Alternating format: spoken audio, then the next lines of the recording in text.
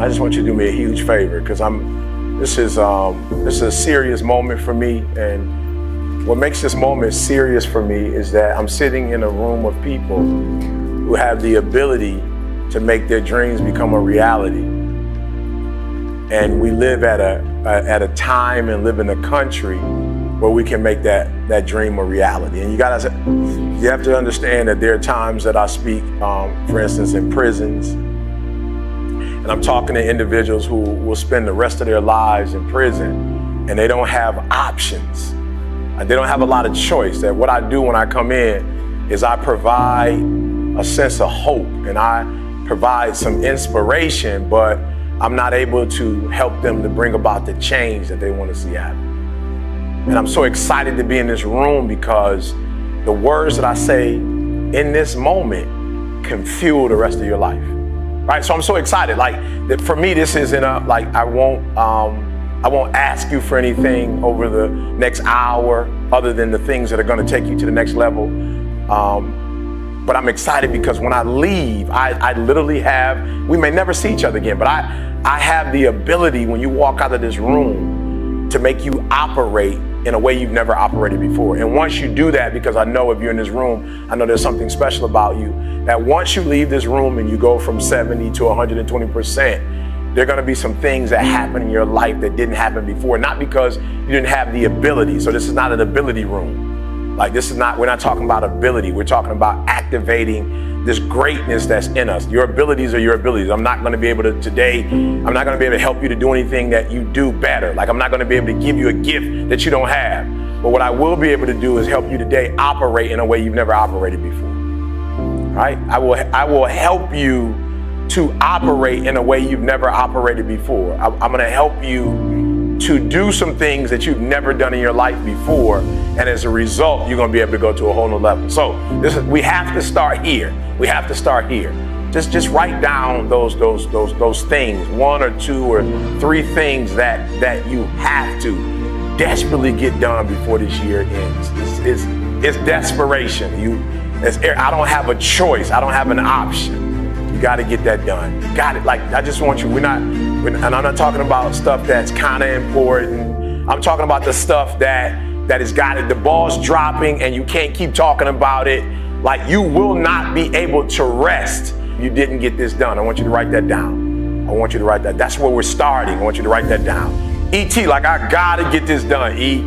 Like, E, this is no option. This is not like a vacation. This is not, just making a couple more dollars for the sake of buying a car, a house. Like, E, this is some life and death stuff. E, like, this is some change the trajectory of my life stuff. E, this is like, it's gonna put me in a place like where I'm just gonna be able to get to that place that I've been trying to get to. I want you to write that down. And it was, look guys, I'm being honest, it was like random. It was like just totally random. It was out of nowhere. It was the Christmas holiday. And Carl, our videographer, had his family over, and at that time we lived around the corner from each other. Now we live on the same block. Random, right? Christmas was over. We just going to the house, just eating dinner. It just was a random night. And somehow we got to talking, and Carl's wife is from Barbados, and she didn't have citizenship. So unfortunately, she was in the States without citizenship, and so she had to stay in school in order to eventually get her citizenship. So she did her master's degree, she was in her PhD, and it was weird. It was just like, yo, E.T., I don't know how it happened, but it was like, yo, E.T., my wife is going to get her degree before you get yours. Right? I'm an American citizen. Like, I had already been in the program for a few years, and it was, I don't know, but have you ever heard, like, when it's your time? Like, it's that moment. It's like, enough is enough. I can't tell you. People have asked me before, Eric, when you get your PhD? I'm like, I'll get it done. E.T., how far are you in the process? Finish all my coursework. I just got to write the dissertation. But it was something about that night that was different. It was almost the end of the year. And I remember Carl, listen to me very closely, guys. I'm being real with you. I didn't even have a conversation with Carl. Like, we never even talked about it afterwards. I never said anything to him about it, but I felt this guilt. I felt like this embarrassment. Like, and for real, he wasn't like speaking directly to me. He was just saying, you know, hey, E, I think my wife's probably gonna finish her degree before you finish yours. And I'm talking about like it pierced. And I just remember like we were talking afterwards and I didn't hear anything. Like, bro, have you ever been in a conversation and it just shifts and somebody's talking to you and like you can't hear the words that are coming out of their mouth? I didn't hear anything he said. I just kept it like, E, when are you gonna get this done, E? Like, yo, E, are you ever going to finish this? And it's not about a degree, but are you ever going to finish this? Like, are you going to get it done? And I remember excusing myself, like, all right, Carl, hey, great time, love you guys, gotta go, gotta get up in the morning. And I'm telling you guys, it's not even a 5-minute walk and it felt like an hour. All I could think about when I was going home was like, enough is enough. Like, I'm through. I'm gonna get this done. Okay, just help me out. You're in the room. You ever had that enough is enough moment? Raise your hand for me. You had that enough is enough moment, right? So I need you to be there. Like the next 30, 40 minutes, I need you in that space. That enough is enough.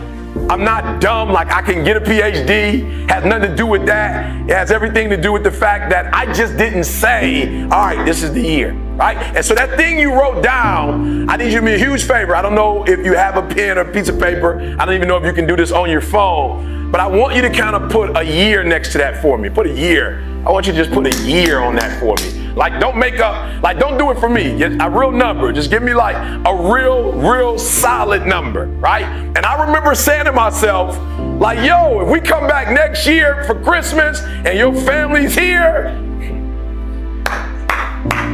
I remember saying to myself, we come back this time next year, I'm gonna be Dr. Thomas. We come back to your house next year. As a matter of fact, I will pay for your parents to come. Like, I want to reinvent this whole like scenario again next year. Like, I want everybody here. Let's do the same meal. Let's sing the same songs. Let's Twilight Zone this thing out. I want it to be exactly like it was, except for this time, I want you to say Dr. Thomas. Like, this is going on in my mind. I'm not having a conversation with anybody. And I'm saying, like, this is it, guys. This is it. And so I put a date on it. I put a date. I said 2015. 2015, we're not going to have this conversation. 2015, this time next year, I'm finished. It's done, right? Good. So now I need you to do me a favor. I need you to put a month next to it. Yeah, I need you to put a month next to it now. We got January all the way to December. I need you to put a month on it for me. Give me a month. Yeah, I need you to put a month on it for me, right? Right now, as you're writing the month down, what I want you to think about is, okay, so write this down too. I'm sorry. I know you came to listen, not do a lot of writing. I apologize, but I really need this. I really need this. I really need this. I really need this. I need you to write down 3 people you love next to those goals. 3 people you love. Just 3 people. Right? Give me the name. Write the names down. I don't put son, mom, or give it to me, right? Write their names down. Now, this is what I need you to think about. What I need you to think about is how this goal or these goals will revolutionize their lives. Like, I really want you to think about, okay, you can do this later. When you get home, you can do this later, but I want you to write down for each one of them, give me 3 ways. Please do this when you get home. If you really love them, like you say you love them, when you get home, I need you to write their names down, and I need you to write down when you get to this place, when you finally make this thing happen, how is it going to empower them? How is it going to change their life? And all I can think about is, wow, if I get this PhD, like I can just like change the zeros. Like, I just remember thinking like there were doors that were closed to me in the United States of America, right? Because of the nationality that I come from or the part of town that I come from. And I specifically remember people picking other people over me for speaking engagements that weren't as good as I was. I remember people using the excuse of you're not qualified enough. And I remember the PhD, we're gonna solve all of that. Like, no more ET ain't qualified, no more like we're gonna pick this bird over this bird. Like, no, this PhD is going to open doors for me that were once closed, which means it's gonna open doors for my daughter, which means it's gonna open doors for my wife, which means it's gonna open doors for my mother, which means it's gonna open doors for CJ, which means it's gonna open doors for Carl. And so every day when I woke up, I remembered the people that this degree would affect. And so the days I did not feel like studying, the days I did not feel like writing, the days I wanted to sleep on the plane, I thought about CJ and his family. I thought about Carl and his family. And I said, E.T., keep going. Listen to me very closely. The reason why you stop and start, and you stop and you start, and you stop and you start, is because the goal is not meaningful enough. There's something about the goal that if you quit, it's not going to hurt nobody. If you quit, it's not going to change nothing. If you quit, it's not that deep. Look, this is what I need you to do. So immediately when I left that house and I made up in my mind that I was going to get the PhD, I remember immediately doing a TGIM saying, all right, it's over. It's over. A year from now, I will be Dr. Thomas. And I just didn't speak it into the atmosphere. I spoke it to people who would hold me accountable. Write it down. Write it down. Who's going to hold you accountable? Who's going to hold you accountable? Who's that person? Who's that person? And some of you have been a part of the real estate program. Some of you just come to hear me. When you leave, I need you to call that person, that guy, that young lady, that mother or that father. Like, I need you to call that person and say, yo, I got to do these 3 things before this month and before, yep. And this is who I'm doing it for, and this is why I'm. So just somebody real quick over here, because we gotta make this real. Somebody over here real quick, we gotta make this real. Somebody tell me, who's that person you calling over here? Who's that person you calling? Who's that person that on this side, that person who's gonna hold you accountable? Who's that person? You've identified that person. I need you to raise your hand for me. Tell me who that person is. Yes, sir, who's that person? Good, good. Look, I need you to hear me. Here's the last step and we move it forward. The last step is I need you to identify that person. And I identified that person. After I went on YouTube and said, hey, guys, I'm marching. Matter of fact, I turned it into an event. Listen to me very closely. I rented out a space. I put the deposit down. I tasted the food. Like, we did a tasting. I decided what food we were going to eat.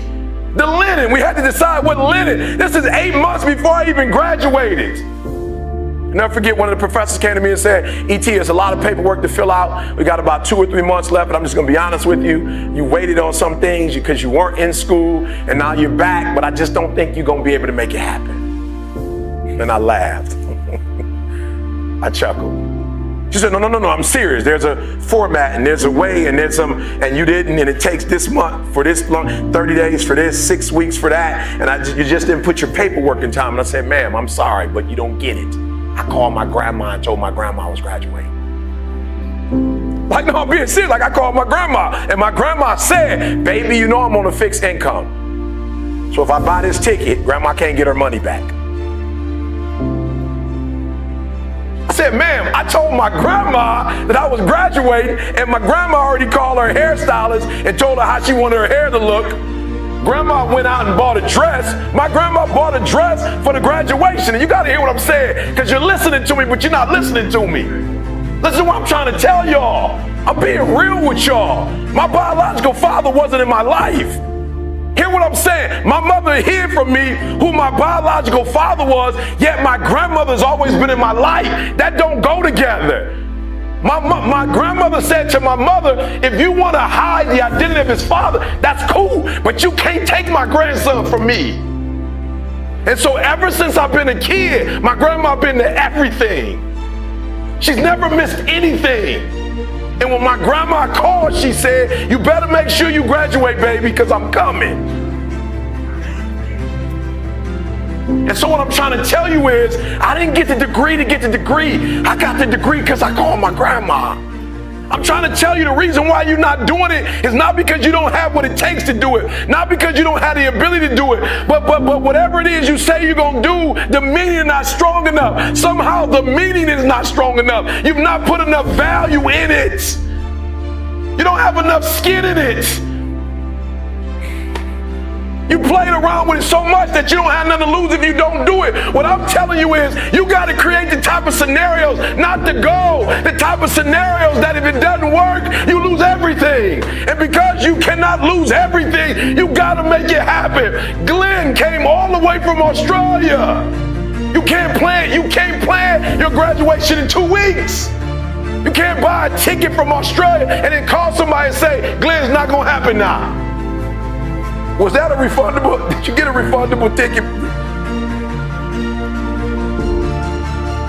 So I need you to put some value, because if you put 120% value in it, 120% meaning in it, and you get 120% accountability on it, every single goal you write down is gonna happen.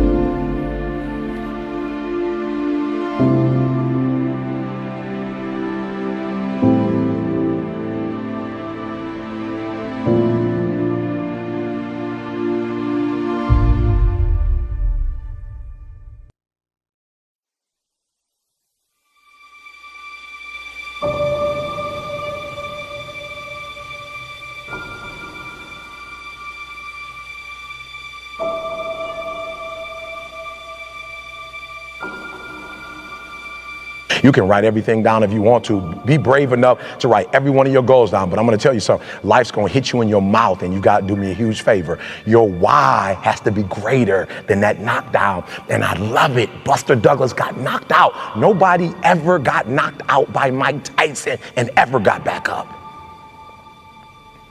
It was almost a 10 count. He was stumbling. They were 4, 3, 2, 1, and ding, ding, ding, saved by the bell. He goes to his corner. The whole world is like, yep, that's it. Once he comes back out, that's it. Mike's gonna just hammer him. And exactly that. Mike Tyson came out like, I got him. I got this kid up against the rope. Listen to me, many of you right now, life's got you up against the rope. You can't give up. You can't give in. Listen to me, if it was easy, everybody would do it. And if life's got you backed up, I need you to do what Buster Douglas did. Buster Douglas started fighting back. The world was shocked. Goliath has been knocked down. What happened? And they went to Buster Douglas and they asked Buster Douglas simply like, what happened? And Buster Douglas said, listen to me, it's real simple. Before my mother died, she told the whole world that I was gonna beat Mike Tyson. And 2 days before the fight, my mother died. Buster Douglas had a decision to make. When his mother died, he could die with his mother, or he made a decision, I can wake up and I can live for mom. And he knocked Mike Tyson out simply because his why was greater than that punch. His why was greater than defeat. His why was greater than his trial and his tribulation. And I'm telling you, if you don't know what your why is and your why isn't strong, you're gonna get knocked out every single day.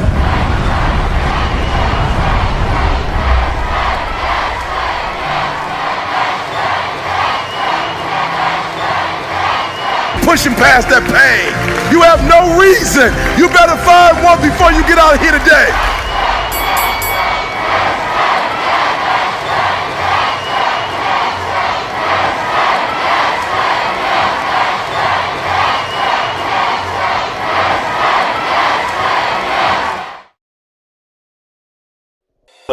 Without going to the league and make $40 million going to some school every day, helping a group of kids, and you can get up and go whenever you wanted to. You can do 1 day a week, 2 days a week, go train them. Which one would you do? The league for 82 games, practice, injury, travel. Which one would you take? Same 40 mil. Going to the kids. It ain't rocket science. So let's be 100. Most of us ain't trying to do this. Right? So if we're not trying to do it, what happens is when you do it the first half, you do it a little bit, maybe a little lot, then you get the second half, then it get hard, then you quit. You're like, I ain't trying to do this. Now you might not say you quitting, but you're not giving 120%. Does that make sense? All right, so let's do this. Y'all gotta be fair. And one of y'all tell the truth. How many of you have been in the game and somewhere in the game, you lost interest in the game? Just be honest. One person, you played the game and you lost interest. Let me see your hands. Just lost interest. And so when you lose interest, you lose what? You lose power. That's what happens. So you lost interest. You like, I ain't really trying to be here. So you lost power. So the reason why I'm asking you, what do you want? Because if you know what you want, that can drive you. So you say, who say they want to take care of their mama? Good, you want to take care of your mama. What is that? Where you from? St. Paul, Minnesota. Good. And when you say take care of your mama, what does that look like? Love it. Love it. So, and again, we're just going to be honest. It's a small group. How many times have you practiced and played the game and watched film did you really think about that and had that at the front of your mind? Bingo. I asked him, he was like, he ain't even miss mama. He was like, I've definitely not had it on the front of my mind. You feel me? So what happens when you put it in the front of your mind, you go from a 4-cylinder to a 12-cylinder. And here's the crazy part. The cylinders are in you, but when you're not interested, you go to a 4 instead of a 12. And what my job is to find a way to make the best you show up. Does that make sense? How many games do you play? So my goal is to make your will show up for 35 games. Because if your will shows up for 35 games, you're going to beat the average team because they just come in with what? They just come in with skill, bro. And they too don't want to be there.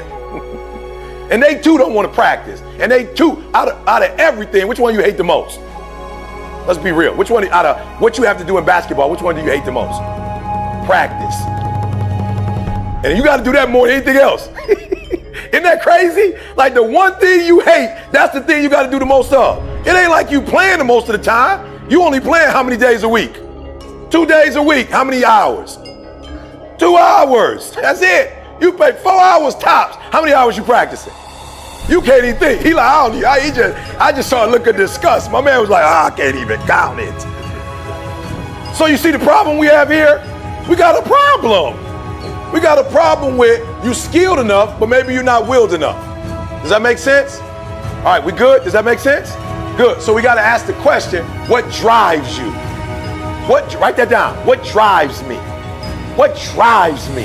And every day when you wake up, I need you to tap into that power. Now, there are a couple things that drive me. So the first thing that drives me, and if you know my story, don't say nothing, but I left the crib at 16. The very first time I ran away from home, I was like between 12 and 13. I called my mom, right? Because the person that was raising me was 6'8".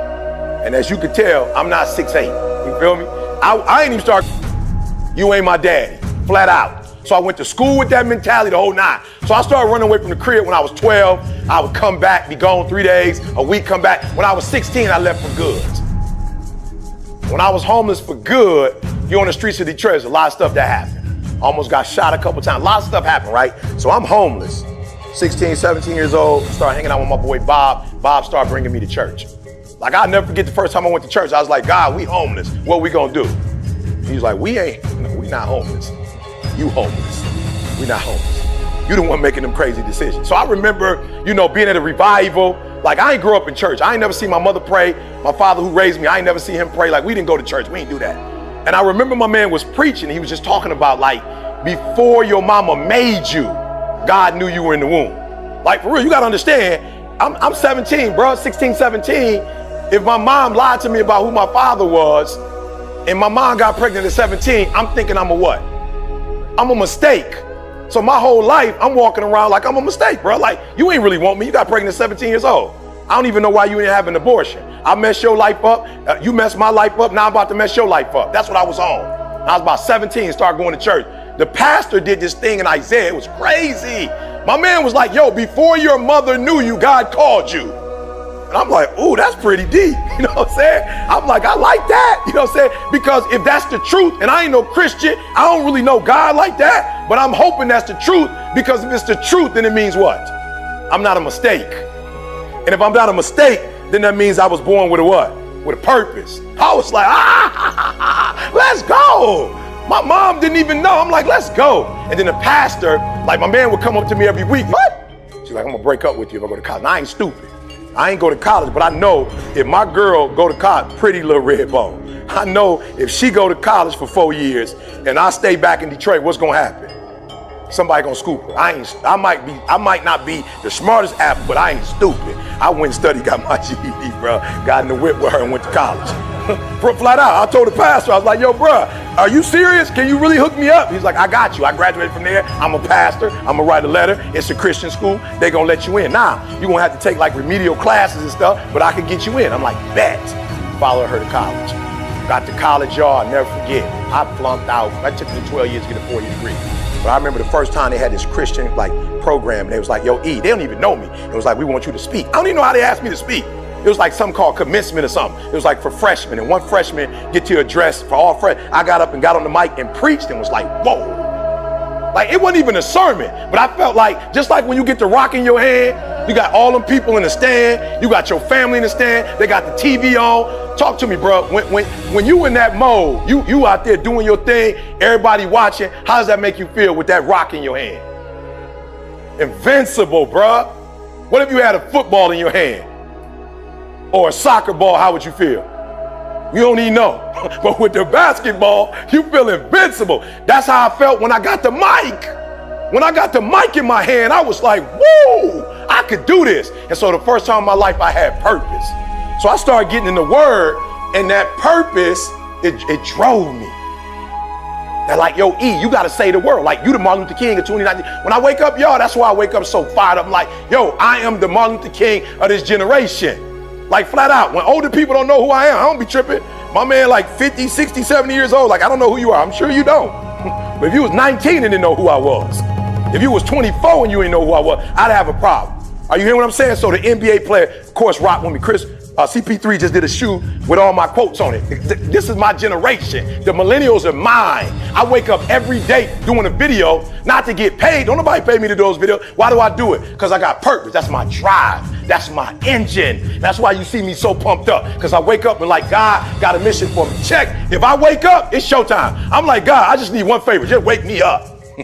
Like, I can't do that on my own. I swear to, if you wake me up, it's a wrap. I'm about to motivate somebody, inspire somebody. I'm about to get somebody through chemotherapy. I'm about to get somebody who got a divorce back together again. I'm about to get some child that ain't talking to their family. I'm about to get them back again. I'm about to get some dude who dropped out the league to get back in the league. I'm about to get some girl who failed her board exam to take it again. Just wake me up. That's that engine.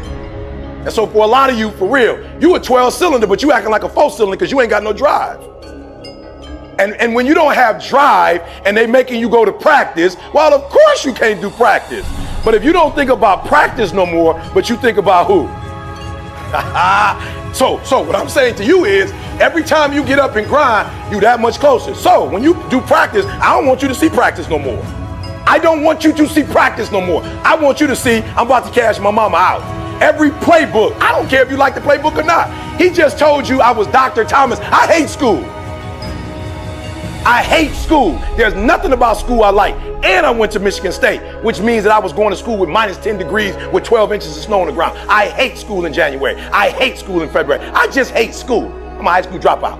At no point is my degree hanging in my office. Is my degree hanging in the house? You know where my degree is? No, I don't either. That's how much I hate school. I don't even want to see it. I'm being real. Like, I don't even want to see my PhD. I don't even want to be reminded of school. That's how much I hate it. You know why I went to got a PhD? Because if I want to be #1 motivational speaker in the world as an African American, I gotta have all the credentials, bro. If I want to be #1, I gotta be better. I gotta do more. It's just real. Ain't nobody tripping. I ain't tripping. You hear what I'm telling you? So, bro, I hate school, but I had to do it. Why? Because I wanted to be #1 in the world. And I woke up one day and was like, yo, Tony Robbins making how much? But you know what I realized? I had a language he had. I'm not mad. So I didn't go to school to get a degree. I went to Michigan State to learn the language. And I sat in the class and listened to all them teachers talk. And I was like, ooh, that's how you say it? That's the word you use? You don't say teach, you say pedagogy? Well, pedagogy it is. Let's go. Are you hearing what I'm saying? I'll do whatever it takes to make 50 racks an hour. I'll do whatever it takes to feed my family. I did the 4-year, the master's, the PhD. I hated every minute of it. But I tell you something, I hate school, but I love freedom. I love having my freedom, bro. I love choices. I don't even fly first class. I was just flying private jet with CP3. I love options, bro. I love options more than I hate school. And at the rate some of you going, you don't like practice. Well, wait till you get a load of real life.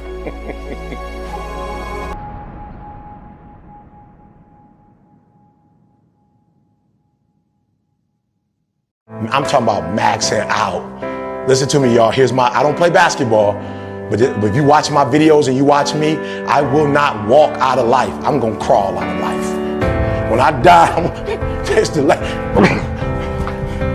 I promise you, when I die, I won't have no energy left. Every practice, I don't want no energy left. Why? Because those other girls you playing, they young. And they going to burn out by the second half because they're young. And what you're going to do is you're going to beat them when they're doing it. This is what I love about life. When you look at all the other motivational speakers, I'm going to be looking at them and I was like, ooh, they're ahead of me, but I can get them. Why? Because they ain't been homeless. I have an advantage when you homeless and eating out of trash cans. I flew first class today, right? It was so funny. I flew first class and I guess it's a small flight, so when they served our meal, it was like a real turkey sandwich. You could see other people looking like, I'm flying first class. That's wheat bread. I saw them too. I saw the way they was looking like, that's wheat bread with cheese. It's not warm. It was like I'm talking about like a middle school lunch that your mama would send you with a little small bag of chips. I murdered it. I was like, whoa, turkey. It was so much turkey, it was a cold cut. I took most of the turkey out, Lee, and just kept that much in there. I'm like, it's too much turkey. They looking like, how dare them serve me this? This is first class. I was home, like, let's go. I didn't eat like this when I was homeless. I didn't know when my next meal would come. Some of you, your problem is you can't deal with adversity. You look at adversity as something negative when it's not. Adversity is the best thing that ever happened to you. Why? Because when adversity happens, most people gonna quit. Listen, we're going into the fourth quarter. I'm working harder now than I worked in January, than I worked in May. I'm about to put it on now. Why? Because most of the people who do what I do, they about to get tired. My son is 23. Lee, I promise you, we had a layover, went to my mama's house. He slept the whole time. He woke up and said, Dad, I don't know how you do it. I went and worked out, did the hit boy, walked with my mom for 3 or 4 miles with my niece, talked to my mom, got on the plane, got off, boom, did a presentation. They was like, fire pit. They was like, best presentation you did all this year. I can't wait till the fourth quarter. I can't wait till the second half, because that's when talent goes away. All your talent gone with 5 minutes left.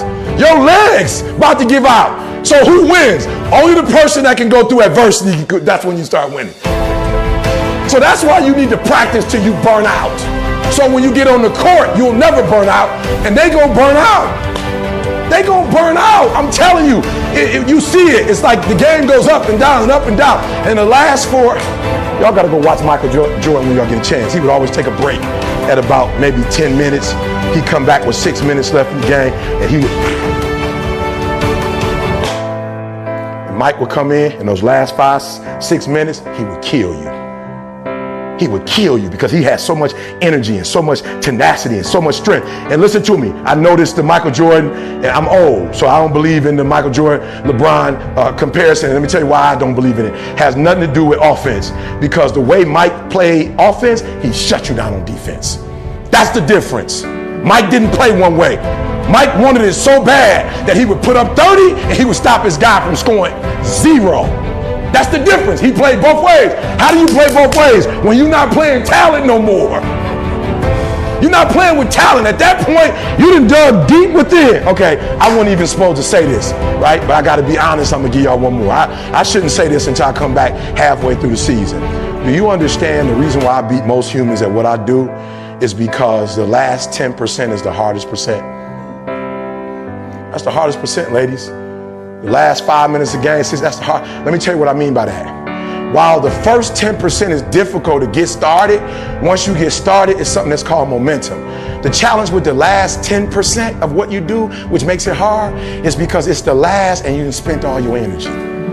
That's why the last 10% is the hardest. And you know what I focus on? I focus on the last 10%. And you know what everybody else focus on? They focus on that 90%. So I need y'all to do me a favor. I'm gonna need y'all to go to Coach and say, Coach, you're not being hard enough, Coach. We need a little bit more adversity. We need a little bit more adversity, Coach. Coach, you're being soft in practice. I know we girls and you think we can't take it, Coach. I know what it is, Coach. We need you to bring it home, Coach. We need a little bit more adversity. Why? How many women in the room love diamonds? Let me see your hand. You love diamonds. Good, good. And people spend a lot of money for them, right? Listen to me very closely. If you want to be a diamond, ladies, I'm not really into them like that, but if you want to be a diamond, the first thing they do is put it under the most excruciating heat that you can put it under. It goes through heat first. Immense heat. After the heat, now I thought that was enough.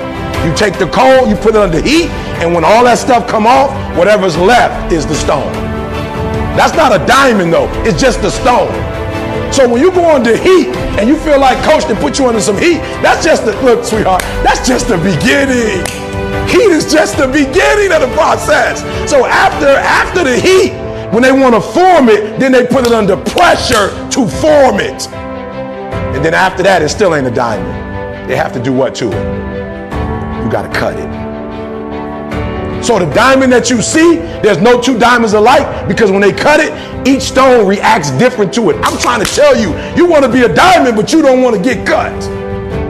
You want to be a diamond, you want to win a national title. You want to be a diamond, but you don't want to go through no pressure. You want to be a diamond, but you don't want to go through no heat. And I'm telling you, the best thing that ever happened in my life was homelessness. Why? Because when I took that PhD and that professor, oh man, my mom got so mad. That professor told me, Coach, you don't write well enough. You're not a critical thinker. You don't think well enough to be able to get past this dissertation. I knew exactly what she meant. She meant I ain't had an IQ. But I had to explain to her, boo, IQ ain't the only way you succeed in life. I got that GQ. I got that GQ, and I ain't talking about being fine. I got that GQ, I got that grit. And so you know what I did when she told me that? I went to the library, y'all, and I read over 40 different dissertations until I found the one that looked like something I could write. I went in the library and was like, yep, she right, I ain't got the IQ, but they do have dissertations for free in the library. So we about to go to the library, spend a month here, and I found one like, I could do that. And I went home and I stripped it from top to bottom. I kept reading and reading and reading, and I saw what it was, and I said, I got it, and it took me 4 weeks. Some people could do it in 24 hours, turn the paper in 4 weeks and 6 weeks, and I would turn it in early, and she would give it back with red, and I'd give it back, and she'd give it back with purple, and I'd give it to her, and she'd give it back with orange. And I told her, you will not break me. You must understand something. This is a class. I was homeless. Homelessness didn't break me. You think a course you think pedagogy 10-12 is gonna break me? I was eating out of trash cans. I will defeat this. And some of you, your problem is that every single time you come up against heat, you run. You will never be a diamond like that. You will never be a diamond. Every time there's pressure, you want to break. Emotional, get emotional if you must. Cry if you must. Get it out. But get your butt back up after you finish crying and put a time limit on the crying. You say, Coach, I need 30 minutes. Go take it. But when you come back after that 31 minute, you better grind. Because if you don't, you will be stuck at that adversity for the rest of your life.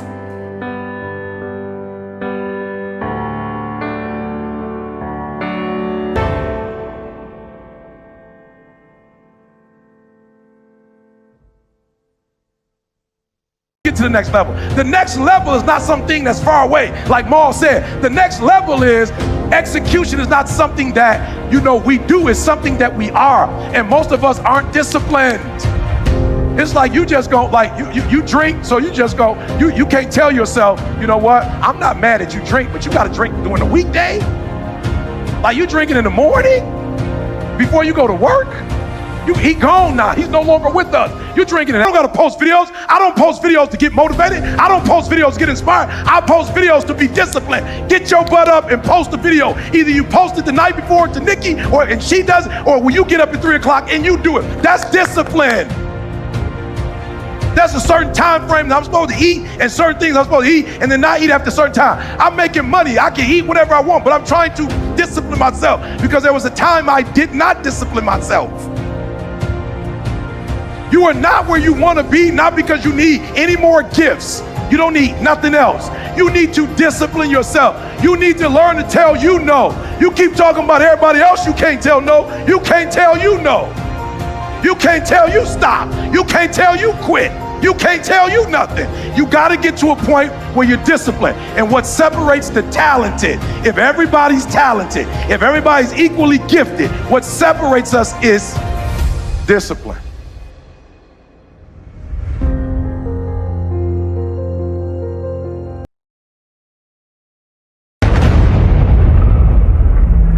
All of us will be successful in life if we don't quit. I promise you other people are living. I was in, where was I? I was Brisbane on Monday, and I went into the store about 10 o'clock in the morning on Monday, and the store was packed. I'm like, wow, there's folks shopping. I thought I got there early. 10:30, everybody's shopping. And somebody thinking, I can't do this. Somebody else is doing it. Somebody else is doing it. There are people going and buying cars, cash, so they don't have a note. They don't have that thing over them. And you looking like, how in the world can I do that? I don't know, but they doing it. There are people who are traveling and leaving and going away for 3 months. And you like, I can't take a vacation. They taking it. Why can't you? Human like they are. Listen to me. All men are created equal. Some work harder. Some get up at 2:30 in the morning. Some are willing to get on a plane from New Zealand and come Brisbane, speak at a school, speak that night, get up in the morning, 5 o'clock, get to the airport.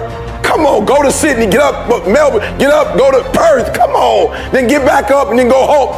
Are you here? All of us are created equal. Some of us just grind. Some of us don't make excuses. Some of us don't surrender. Some of us don't give up and give in. What we do with the pressure is we say, I gotta take it, and I gotta take it to another level.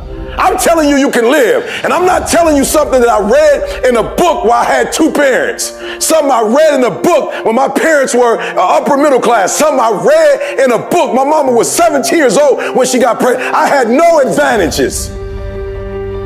But I woke up one day and realized all men are created equal. I don't need none. I'm my advantage.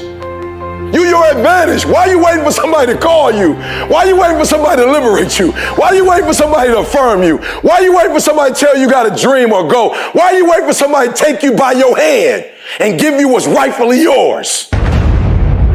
However much money you make, whatever kind of life you have, that's yours.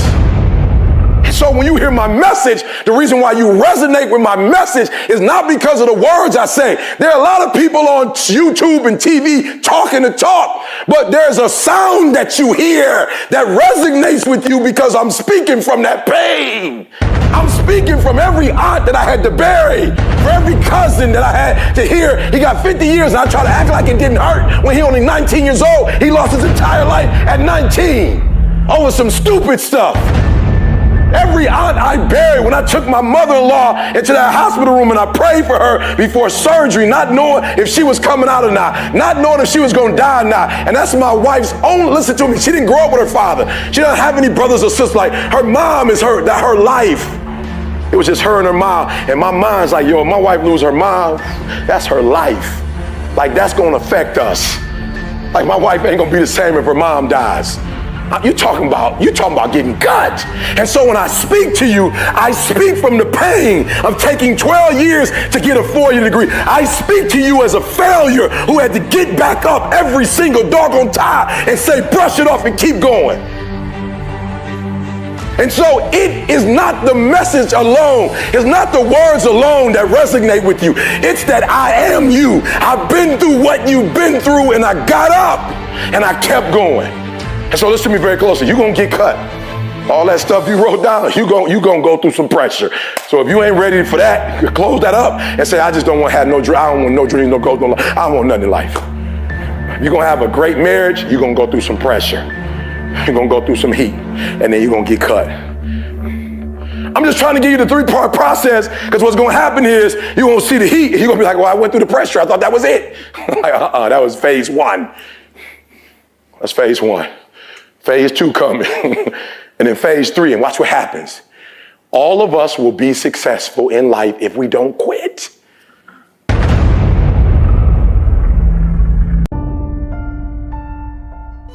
And so you are this close to your dreams and goals. So I have to ask you the question. You have the information. Now, what are you going to do with it? You already know is why you are where you are. And if you're going to get to the next level, you're going to have to erase everything you knew about what you knew, what you thought you knew. I'm going to say it again because I see some people like, whoa, Eric, I'm trying to catch that one. It is the stinking thinking that got you where you are right now. It is the limited beliefs that have you where you are right now. You have a limited belief. I remember that I thought I could never do this, but only for people who look like me.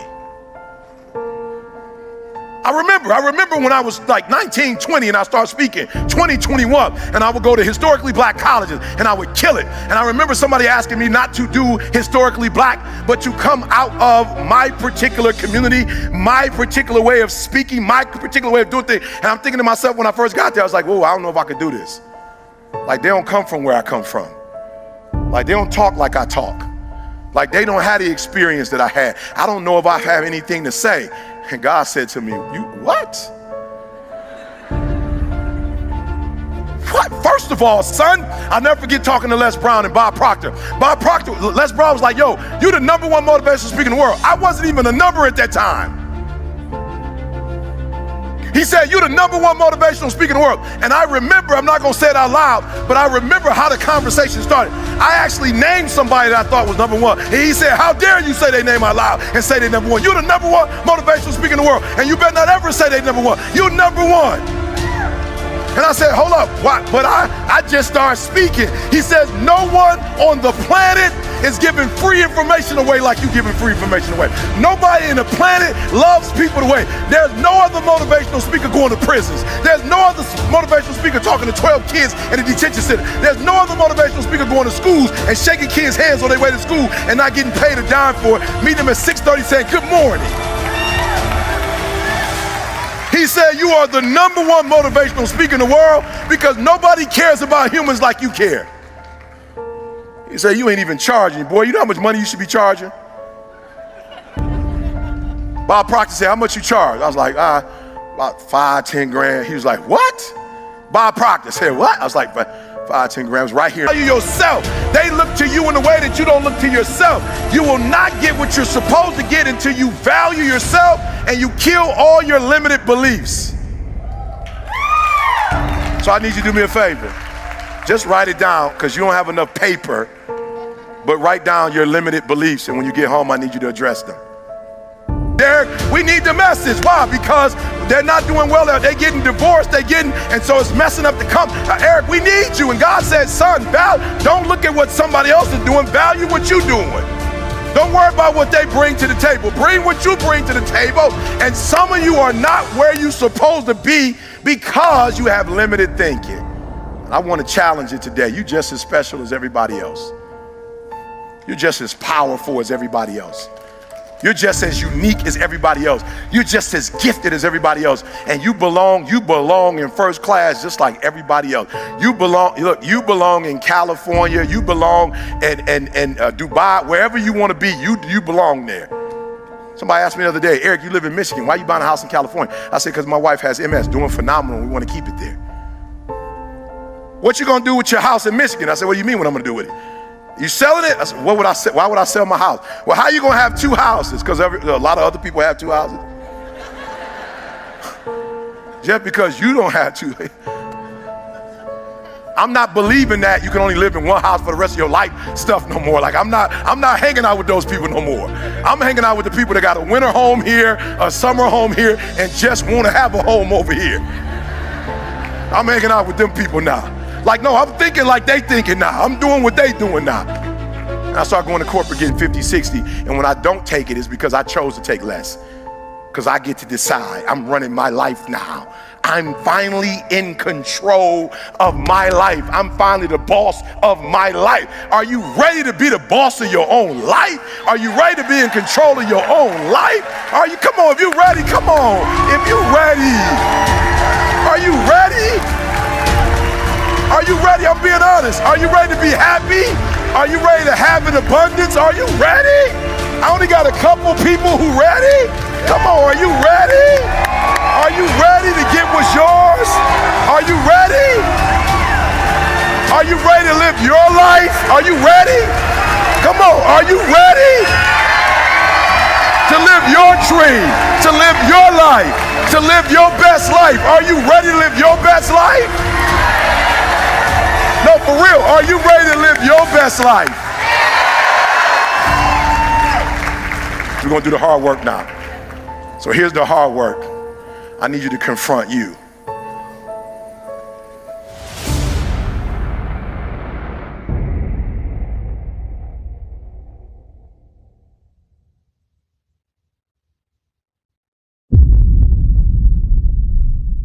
Pain and turned it into a career. I took my pain and turned it into a 4-year degree. I took my pain and turned it into a master's degree. I took my pain and turned it into a PhD. Listen to me, I cannot stop what happens to me, but I can dictate how I respond. So I took my pain and I became an international speaker. I took my pain and got a passport. If you look at my passport, it's stamped all over the world. I took my pain and I let my pain turn me into my passion and my purpose. Shh. I need you to do me a huge favor. Just write it down. We'll get to it later. I just need you to identify what your pain is. And then I need you to ask yourself what you're gonna do about it. Are you gonna let your pain break? Look, I'm not the only person who's been homeless, but a lot of guys who are homeless didn't turn into this. They had the choice to do it. You have a choice how you respond to your pain. And some of you in this room, for real, I'm just gonna be honest with you, you gotta get over, like you're getting wimpy on me. You're getting soft on me. You are not the only person that's been through a divorce, boo. Get over it. You're not the first one, you won't be the last one. You can turn that divorce into something. You're not the first one you're not the first one to lose your promotion and get fired. You're not the first one. You're not the first one. You're not the first one they let go of. You won't be the last one. The question is what you're gonna do about it. You're not the first one. You're not the first one. When my wife had 7 lesions on her brain, we did not complain. We did not cry. We did not give up. We did not give in. She won't be the first person ever diagnosed with lesions on her brain. She won't be. But she will be one of the ones who did not have a defeatist attitude. She will be one of the ones that will smile through it. She will be one of the ones that will still work through it. She will be one of the ones that still travels the world. She still will be one of the ones that encourages and trains other women. She is not the only one who has had a chronic illness, but she will not let it break her. And the problem with some of you in this room, you will never be great because every time you go through pain, every time you go through a problem, every time you go through discouragement, you give up and you quit, and you do not understand that at the end of pain is your millions. At the end of pain is your reward. At the end of pain is your productivity. At the end of pain is your promise. So do me a favor, stop crying about it and use your energy to get through it and get on the other side of it. So I want you to look at your pain. Write it down. Don't be afraid. Write it down. Write down that thing. Oh, I got to get past this. I can't get past this. I can't get past the fact that my parents loved my brother better than me. They thought he was smart and I wasn't. I was a troublemaker. I need you to get past it. Glenn will tell you that this business is about professional development. Oh, I'm gonna say it again. This business is not about being the smartest. If it was about being the smartest, Glenn, you might still be where you are, but I wouldn't be where I am. Good, catch number 2. I'm showing you, catch it, pain. Recycle your pain. You can decide the shape, the form, you can decide the product that comes from your pain. And so we transition now, What makes ET? You've heard. I will read more than you. I will grow. I will do whatever it takes. But if you beat me, there's going to be blood, there's going to be sweat, and there's going to be tears. I'm not giving it up. You got to take it. And the problem with most of you is you still operate just on talent. And effort beats talent every single day. I don't hire kids who graduated top of their class. I don't know if they can go through none of that. I want the guy who struggled. I want the guy that failed and could still get back up again. Your problem is your pain has identified you. Your pain has weakened you. Your pain has destroyed you. And some of you, as long as it's a perfect day, you operate in excellence. And as soon as the circumstances change, you quit, you give up. But you know what I'm not gonna do? I'm not gonna quit in the process. I'm not gonna give up, I'm not gonna give in. And the problem with you, you've not recycled your pain. You're still living off talent. And I challenge you, the average people live off talent. Phenomenal people live off efforts. Efforts, high school dropout, 12 years. Do you know statistically that when a person in a university does not finish after 6 years, they quit? Do you understand that there are very few people who go on after the 6th year and the 7th year and the 8th year, and every year I kept saying,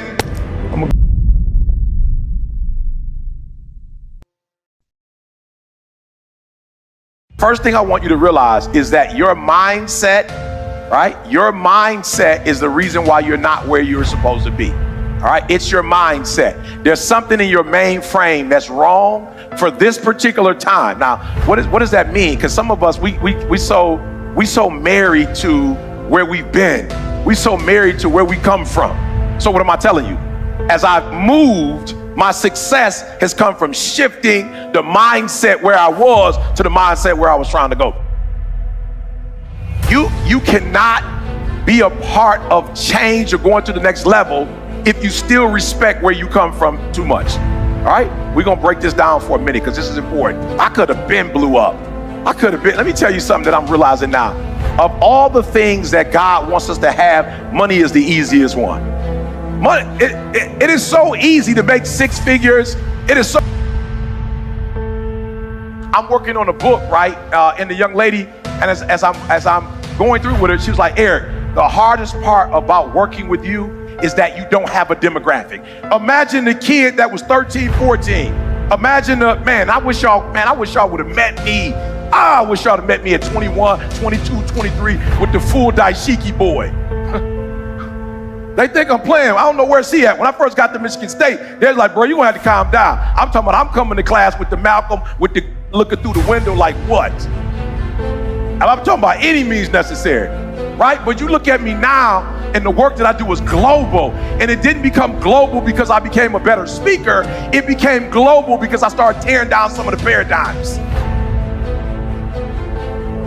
And so what I'm trying to tell you is, you can attract the female, you can attract the male, you can attract the business, you can attract whatever you want to attract, but you're going to tear it down if you had the same mindset.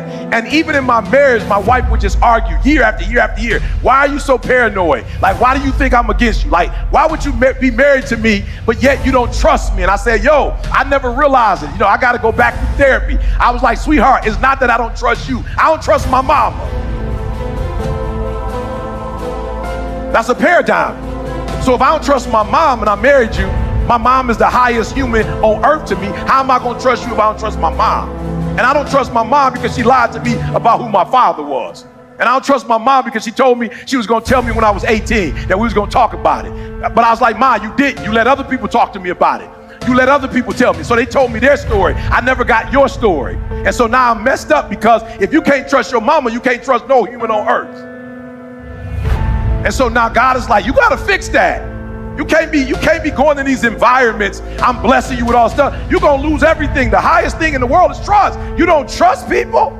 So when my wife said, you paranoid, I am. I'm paranoid because the person that I loved the most, that I had the closest relationship to, lied to me about who my father was. And then when I discovered who he was, meaning that I know my grandma, I know my aunts, I know my uncles, I know my family, I thought he was a friend of the family, then my mom put me in a situation where if you go after a relationship with him, then you'll lose the one you have with me.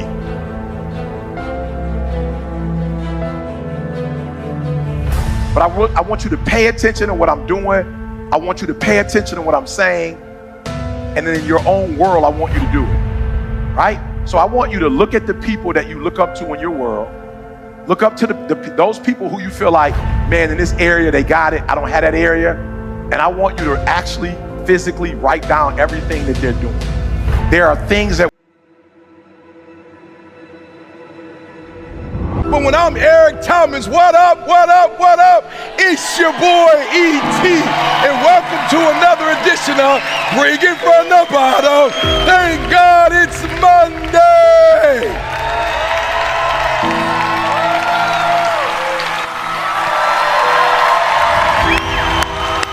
Listen to me, guys. You got to hear this. Number one, listen to me. Number one. I am giving you permission to be great. I'm giving you permission to be everything you were called to be, to do everything that you're capable of doing, to have everything you're supposed to have. I want you to have a house in California if you want one. I want you to have a house in Florida if you want one. I want you to have a house in Australia if you want one. Like, I was going to get my third house and somebody told me, E.T., like, what are you doing? I said, I'm about to buy another house. Like, my wife has MS and we need to get out of the winter and we need to get some vitamin D. And they were like, I wouldn't do that if I were you. I was like, well, you're not me. Come on, guys. Listen to me. You have to be careful when you hang around average people. All they're going to do is tell you what they can't do. And that's okay that they can't do it, but that has absolutely nothing to do with us. We can go from being homeless and high school dropouts to having PhDs, writing books, and becoming the voice of a generation. We can do whatever we believe we can do, and we don't need anybody's permission to do it but ours. 1, 2, 3. 1, 2, 3. 2, 3. I am great. Listen to me. And I don't owe anybody an apology. I am phenomenal, and I don't owe anybody an apology. I am going to do great things, and I don't owe anybody an apology. I was created to be great. I was created to do great things. I was created to have great things, and I will no longer ask others for their permission. Listen to me very closely. So, in this journey, the first thing I had to do was to embrace my I am. I had to embrace that, no, I'm not a traditional student, but I'm a student nonetheless. That perhaps I can't do it the way everybody else does it. I'll never forget in the PhD program, a teacher told me, a professor said, you don't think critically enough and you don't write well enough to do a dissertation. And I didn't get upset. I understood what she meant. She meant that you're not going to be able to do it the traditional route. What she meant was you're not going to be able to use your academic prowess to make this happen. But what she didn't realize, number 2, which is important, first, I embraced the I am. Number 2, what she didn't realize is that I had average academic skill, but I had phenomenal will. I had average skill, but I had phenomenal will. And so in order for us to have and be and do everything we were born to do is, number 1, we have to kill the noise. We have to stop going to other people and looking to other people for their permission to do what only we can do. Listen to me very closely. It's our dream. Nobody's gonna see it like you do it. It's your dream. Nobody's gonna feel it like you feel it. It's your dream. Nobody's gonna be as dedicated to it as you are. It's your dream, and they don't have to understand, and they don't have to like it, and they don't have to do it. It doesn't make a difference. It's your dream, and you, my friend, have been given the task to make it happen, and you can't let anything stop you from doing what you were called to do. And so listen to me, I embrace the fact that I'm not an A student. I embrace the fact. But what she didn't realize is that I was going to go to Michigan State University's library, and in that library, they had dissertations. And I must have pulled down about 40 dissertations till I found the one that looked like something I could write. Don't listen to me very closely. Average skill, but phenomenal will. And I'm telling you today that there will be some roadblocks. I'm telling you today that there will be some haters. I'm telling you today that there will be some people in your family that don't understand. I'm telling you today, as you begin to take this journey, even as you're here, people are asking you, why would you come here? And why would you spend this kind of money? And why would you invest this type of time? And it's a scam. And why would you do this? And why would you do that? It's like, I just don't get it. Again, they don't have to. But what I need you to do is I need you to kill the noise. I need you to embrace the I am. And however you get it done, I need you to get it done. And so I went through 40 dissertations until I found the one. I was like, yes, this looks like something I can do. And I went through that dissertation for weeks, and I studied and I studied and I studied. And I looked at the patterns, right? And I studied. I said, okay, this is exactly how I'm going to do it. I'll never forget when I walked across that stage. I'll never forget when I got hooded. I'll never forget when the committee said, you passed. I'll never forget when the dissertation was done. I said, wrap that up in a gift wrap and send it to that professor. And let the professor know that no, I couldn't do it on your terms, and I couldn't do it the way you did it, but I did it my way. I did it my way. And I got it done. Listen to me, number 3 is important. Number 3, guys, stop trying to do it like they do it. Stop trying to fly like they fly. Stop trying to run like they run. Stop trying to talk like they talk, and do it your way. Watch this, guys. Watch this. This is so important. Like, you gotta embrace I did it my way. You gotta embrace that you're unique and you're special, right? And I remember when I first started speaking, and when people say, where's your shirt and your tie? I said, that's Les Brown. They said, where's your shirt and tie? I said, that's Zig Ziglar. I'm not Les Brown. They're all great. I'm not Zig Ziglar. And if I try to be Tony Robbins, I'll fail at best. If I try to be Les Brown, I'll fail at best. If I try to be the late, great Zig Ziglar, I'll fail at best. But when I'm Eric Thomas, what up, what up, what up? It's your boy E.T. And welcome to another edition of Bring It From the Bottom. Thank God it's Monday. Oh, you didn't hear what I said. I can't be Tony Robbins. I can't be Les Brown. I can't be Zig Ziglar. I can't be the great Lewis Howes. I just can't do it. I can't be Sean Terry. But I'm going to tell you this. I am a great version of what up, what up, what up? It's your boy E.T. Bring it from the bottom. Thank God it's Monday. 1, 2, 3. Ah, 1, 2, 3. 1, 2, 3. You are great. You are wealthy. You are unique. You are special. You are talented. And you deserve to have everything you want. You deserve to live your best life. You deserve it. And stop listening to the people who tell you you don't. Kill the noise. What do they know?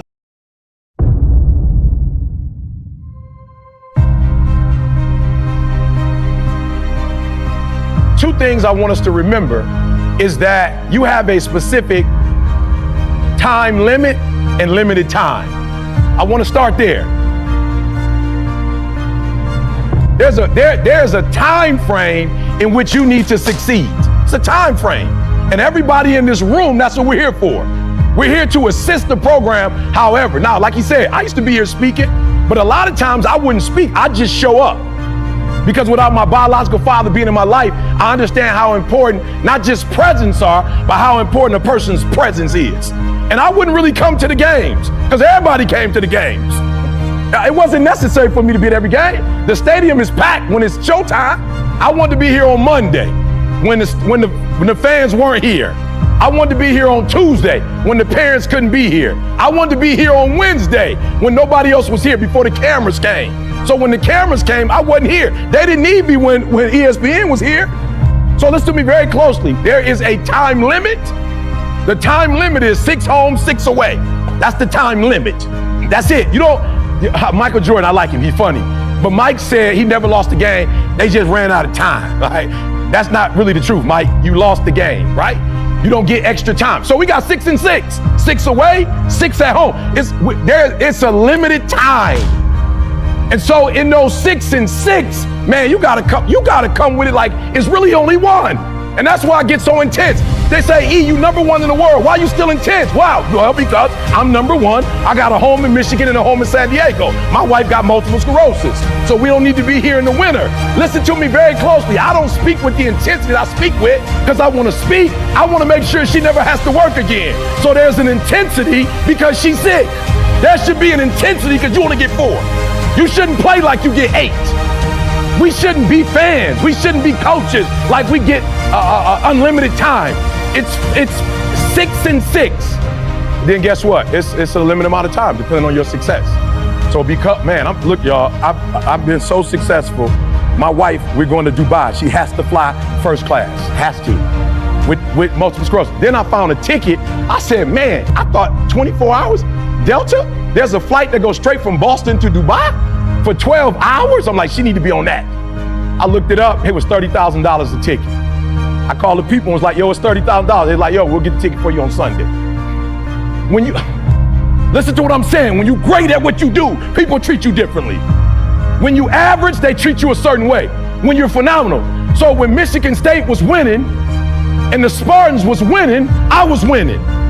Every time we went to the bowl and I was there, every time we went to the Final Four, I wouldn't even be in the locker room and y'all win. They say, E.T., he must have spoke. I was nowhere around. When we win, everybody. I started charging extra money when we was winning. I want you to understand when you win, it's a limited amount of time. We don't have forever. We got 6 and 6. They're not going to give us 50 years with this particular coaching staff. They're not going to give us 50. But if we win, they're gonna give us 50 because we see coaches who win and they get to stay. That's what we want, like what Izzo's doing. We want the same thing here. We want a stable program. Limited time. We have a limited time to get it done. Game one. And so what we need to do is support coach. That's why I'm here. I got a phone call like, Eve, hey, they want you here. Let's go. I'm right up the street. I'm 12 minutes away. Let's go. I got here at 4 and walked around. I was so excited. I got here at 4 and just walking the campus. Like, yep, 4:15, 4:30, 5 o'clock. Let's go. So number one, we don't have forever. Let's not act like it. We don't have forever. I'm going to die. That's the one fact that we cannot argue. I don't care if you're Republican. I don't care if you're Democrat. I don't care what you are. We're all going to die. And so I don't act like I'm going to live forever. So every opportunity I get, I murder it. We have an opportunity. It's a brand new season. It's a brand new coach. It's a brand new philosophy, process driven. I love it. I'm about that life. I get up every morning at 3 o'clock. And when I want to get up, when I don't. When I feel like it and I don't feel like, why? Because I'm process driven. I'm not feelings driven. Champions are not feeling driven. Champions don't get up when they want to. And please listen to me. There is a championship coordinates, and you can't change that. You can't change that. And if we're going to be champions, process driven. If you tailgate, you got to be on time. If you selling tickets, you got to be. If you open the doors, you got. If you sweep, whatever you do, you got to know what the coordinates are, and you got to play your spot. Because championship teams aren't just championship teams; they championship families. Everybody does their part. Process driven. Coach is going to tell us what we're supposed to do, and if we do exactly what he tells us, not veer to the left, not veer to the right, we're going to win the championship. All right, number one, teamwork. Write that down. Put that in your phone. Number one, teamwork. Let's go. Teamwork. Teamwork. Now, I'm a MJ fan. I'm a Michael Jordan fan. I respect Kobe to life. I wasn't really studying Kobe on that until Kobe passed. I'll be honest with y'all, I thought Kobe was a ball hog. Right? Anybody else in the room other than me, raise your hand, you thought Kobe was a ball hog. I thought he was a ball hog. Seriously, I did. I thought he was a ball hog, right? All right, write this down. Teamwork, teamwork, teamwork, teamwork. What Kobe said that blew my mind, Kobe said, I saw you in practice. Why would I pass the ball to you? I thought Kobe was a ball hog till I read the quote. I'm like, Kobe, I owe you an apology. Kobe said, I watch you in film sleeping. I watch you in film dozing off. I watch you in film not paying attention to coach. I watch you in film on your phone. I watch you in practice. I saw you in practice. I saw you in the real game. What in the world would make you think with 4 minutes left in the fourth quarter and we down by 10 to the Boston Celtics, what would make you think I'm about to pass you the rock? Have you lost your mind? Have you seen me in film? I got there before Coach got there. Coach left and I was still there for an hour. When we lost to the Miami Heat, I was still in there practicing while the rest of y'all was in South Beach on the beach having fun. While the rest of y'all was drinking with girls. While the rest of y'all was on the beach acting like we won. While the rest of y'all acting like we won. We lost to Boston in the regular season. We lost to Miami in the regular season. We might have to play them in the doggone NBA title. Y'all sitting here playing. And Kobe took the same exact shot. 3 hours. Kobe was in the Miami Heat. He was in Boston. He was in the Garden for 3 hours. He shot not 20 different shots. He shot the same shot over and over again that he missed. Because he knew he was going to get a chance again. He said, I ain't going to mess up the next time. Why would I pass you the ball? Some of y'all crying because you ain't getting time. What makes you think you deserve time? Just because you made it to the team? That behavior got you here. That behavior ain't gonna take you to championship. That's not championship behavior. So number one, teamwork. I want you to find the person in this room that is the model. I'm talking about, he is the model doggone practice guy. He's the model 120. He don't quit. Where is he? Talk to me, point to him. Who is that guy in this room? Who is that guy that he get there early, he leave late, he listens to the coach, he play every doggone down. He don't play no games. Who is he? Here's what I need y'all to do. I ain't gonna be deep. I need you to find out exactly what they doing and do it. How many games y'all got? I need you to play like them for 12 games. How many practices do you have? Don't do that. You need to know the number. and you need to know the hour, and you need to know what the assignment is, and you need to do it just like they would do it. Somebody answer me. If we practice like they practice and play like we play, what's going to happen this year? One more time. We're not going to get deep today, baby. We're going to keep it 100. If we practice like they practice and we play like they play, what's going to happen this year? Somebody, I like that answer in the back. Say that again. We're going to have a team full of dogs. And I guarantee you, they ain't got a team full of dogs. They got some dogs, but they ain't got a team full of dogs. Champions are not a few dogs. Champions, Kobe didn't have a bunch of dogs. That's why Kobe said, I got to carry the rock. If you look at Michael Jordan didn't have to do that much. Why? Because he had Scotty. He didn't have to do that much. He had Rodman. When he went 72-10, Rodman said, you ain't never got to get another rebound. You focus on shooting. You focus on going to that hole. I don't need to shoot. I'm going to give you 2 chances, 3 chances. Rodman said, Jordan, listen to me, Scotty gone, he hurt, Scotty gone, I got your back. Don't worry about Scotty being gone. I'm going to do what I do, and I'm going to do what Scotty does. And they went 72-10. No NBA teams have ever gone 72-10 and won the NBA title. I'm not better than them. I just get up at 3 o'clock, then I put up things I need you to do. Is stop being so desperate. Let me start here and let you know you special. And I need you to start acting like it from this day forward. I don't need you to beg for nothing else. Stop begging people for stuff. Stop. If somebody doesn't love you, they're not about to love you because you start begging. What they're about to do is manipulate you. That's what they're about to do. When people see that you have a low self-esteem, they take advantage of you. That we're not here to take advantage of nobody. Because if we do it the right way, it's going to last forever. Okay, I just want to help you today. So number one, let me tell you something. Not only do I love you, God loves you. I'm not desperate, so I don't go looking for stuff. I live right and the stuff come to me. I'm not desperate. The right people gonna come to me if I do what's right. I was talking to a young man last night. He was like, I'm trying to find a woman. I said, just do what's right. I'm trying to find one, just get better. So when y'all do hook up, she ain't got trash.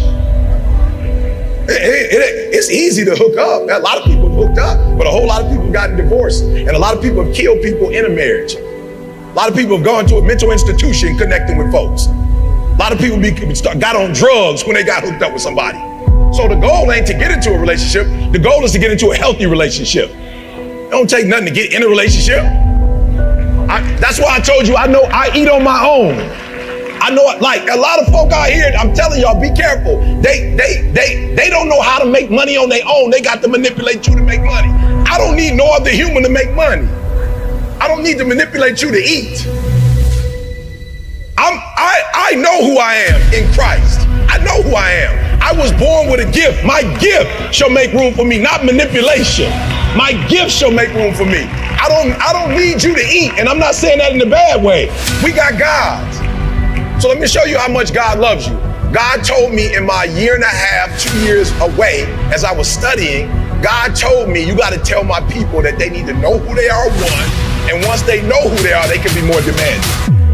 It's difficult for you to be demanding when you got a low self-esteem. It's difficult. It's difficult for you to get what's yours. Listen to me. If you don't have confidence, you will work for your inheritance. Yeah, they missed it. Like when you got a low self-esteem and you hurt, you will work for what God already gave you.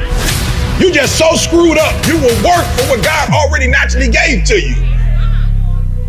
And so I'm not here to manipulate you, but 2 things. 1, you gotta love yourself. Number 2, you gotta be demanding. It ain't black, it ain't white, it's demanding. And the reason why you not where you want to be, it had nothing to do with nobody else, is you got a low self-esteem. You stop believing at some point in who you are. And now you got to be connected to somebody else in order to feel like you somebody. Or you got to work to feel like, have you lost your mind? You think a job makes you who you are? You think because you make money that makes you are. So we're going to say it together, and we're going to keep saying it throughout my hour here. I can, I will, I must be demanding. I can, must be demanding. Some of y'all, you're a substance abuser. You gotta start being demanding. That crack calling your name. You can't tell it no. You gotta be demanding. That relationship that you know was to your demise. You so sick that you want to go back to it. You got to be demanding and tell your sick self no. No. You thought I meant be demanding to them. The reason why you can't demand nothing from them is because you can't demand nothing from yourself. When you learn to control you and put you on punishment, it's easy to do it for the next human. I can, I will, I must be demanding. Be demanding. Be demanding. Oh, we're going to get to it before we leave. You can't even say demanding right. Look, that's my whole message. It's just going to take me some time to get you there. I can, I will, I must be demanding. I can, I will, I must be demanding. I can, I will, I must be demanding. You gonna get it, I can, I will, I must. When you feel it in your spirit, I can, I will, I must be demanding. I can, I will, I must be demanding. Demanding.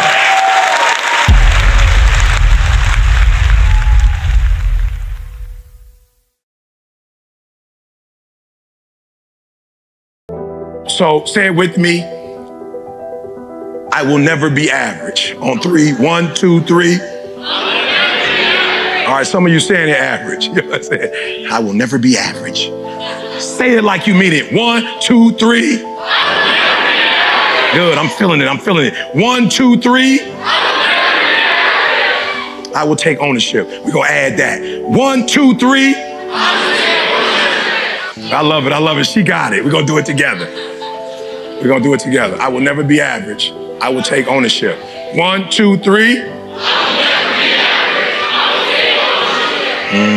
Come on. I'm talking to somebody. We gonna get it out of you right now. We gonna get it out of you. On 3, we gonna get it out of you. When you leave this room, you will take full ownership. And the reason why I say it's my fault, even when it's not my fault, because when I say it's your fault, I give you power. I give you control over my life. And I will never give another human control over my life. It's my fault. It's my problem. I'm coming up with a solution for it. It's my fault. It's my problem. It's my solution. I'm taking ownership. Come on, say it with me. I'm taking ownership. Come on, I'm taking ownership. Come on, I'm taking ownership. I need everybody to sit down. Here's what I need you to do. If your father wasn't in your life, your mother wasn't in your life, you were a foster child, something bad happened to you, somebody verbally, sexually abused you, it's not your fault. But if you've been giving power to those people, I want you to stand right now and take your power. Where are you? I want you to stand and say, I'm not doing it no more. I'm not giving nobody else power no more. I'm taking it. Where are you? I need you to stand. I need you to stand. I need you to stand. Listen to me closely. I'm not saying it's your fault, but it's your solution. I'm not saying you didn't do it, but you owe it to yourself in this country to let that stuff go so you can be what you're supposed to be. Now, I'm gonna count to 3 because there's somebody else. You got a lot of pride. And that's why you're where you are right now. Let your ego go. You're amongst family. Let your ego go. You're amongst family. Let it go. You need to stand because you're still holding somebody else hostage for what they did to you. And I need you to let it go. Where are you? I want you to stand right now. 1. Thank you.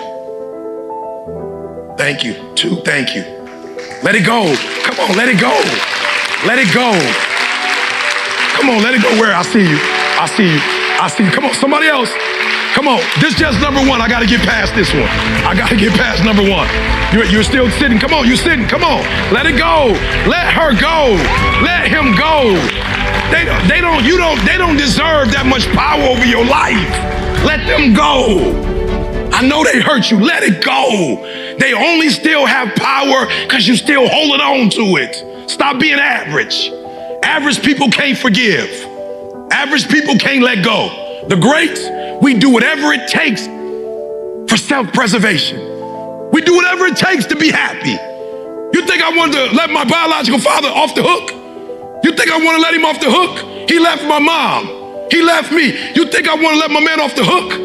I was with my family my whole life. I thought he was a friend of my family. I didn't know he was my father. I know my grandma. I know my aunts. I know my cousin. I just thought he was a friend of the family.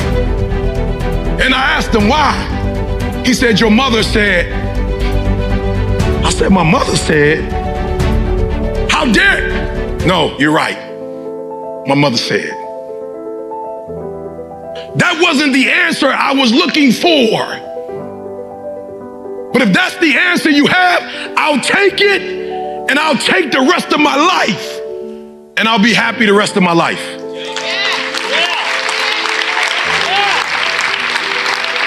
Come on, come on, come on, come on.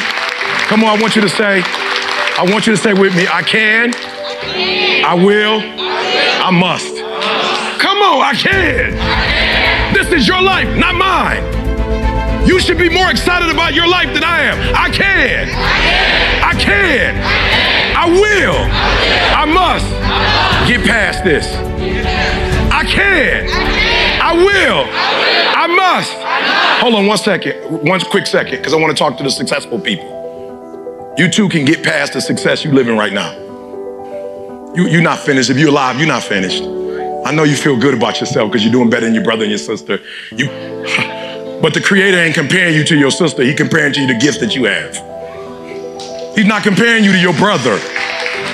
No, I'm gonna say it one more time. The Creator is not comparing you to your sister. Your mama might be thinking, your mama like she killing the game compared to her brothers and sisters. She's the best in our family. That doesn't mean that the Creator, that don't mean the Creator is going, well done. You still got more in you. So I want you to say, because you're looking at them like, oh yeah, y'all can. We did. You must. No, you got another gear in you. So everybody, I can. I can. Because I'm capable. I will. Because I'm strong. I must. Because they counting on me. No. I was homeless, y'all. I was homeless. Are you hearing me? I must. I live in America. There are other people that are inspired by me. We can't keep talking about the people who lived in America in the early 1900s. We can't talk about people, Henry Ford, the Vanderbilts. We are the Vanderbilts of this time frame. We are the Fords of this time frame. We're the Louis Vuittons of this time. We're the Hiltons of this time. We're the Marriotts of this time. It's our time. It's our turn. Ford is gone. It's our time. It's our time for our family to understand wealth. It's our time to take our wives on a trip for 30 days and not have to worry about anything. It's our time for them to get manicures and pedicures. It's our time to let them live a certain life. It's our time. It's our turn. It's our country. Let's eat it up. Let's enjoy it.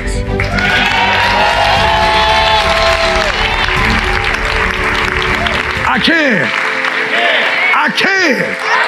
I can. I will. I will. I will. I will my way through every situation, every trial, every tribulation. I will my way through it.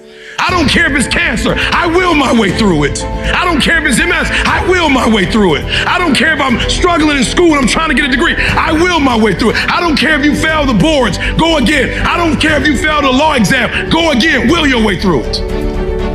Some things you can skill yourself through. Some stuff you got to will your way through. There are some things that you're naturally gifted at. Others you got to will your way through. I will my way through homelessness. I will my way through that GED. I will my way through that PhD. I will myself to 30 years plus of marriage. I will my way through to be a better father. I will my way through those books. I will. Come on, I will. Come on, I will. I must.